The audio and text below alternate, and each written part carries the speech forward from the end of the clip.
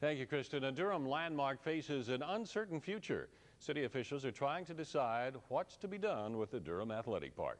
WB22's Amy Sudowich joins us now from Durham with more. Amy? Bob, no one disputes the fact that the park has a very rich history. It's hosted baseball for decades. The original stadium burned down in 1939 and was replaced with this current facility. And Bull Durham was filmed here in 1987. But now the future of the stadium is up in the air.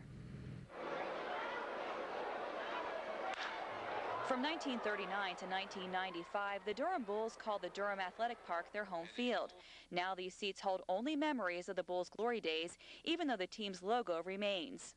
A lot of good memories over there. That's right. A lot of the local schools, the collegiate crowd. I mean, this was the home of the Bulls, and it was a very, very active part of downtown Durham. George Davis runs Stone Brothers and Bird, a lawn and garden center that has stood in the shadow of the park since 1968. He says it's heartbreaking to see the once thriving stadium in such bad shape. It is in desperate need of repairs regardless of what happens. It's at a point now where it's going to have to be repaired or it's going to have to be torn down. And while that is a possibility, no one is giving up on the facility just because the Bulls did. The park hosts a number of festivals each year, and some leagues still play ball here, despite peeling paint, worn-out turf, and broken restrooms. But really now it's the infrastructure, the structure itself. A lot of money needs to go into the electrical and plumbing.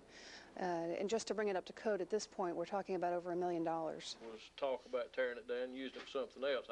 During a public meeting, ideas were tossed out about what to do in the future with a park that has such a rich past. Even diehard fans like George Davis admit it's hard to turn back the hands of time. He'd like to see the park transformed into a farmer's market.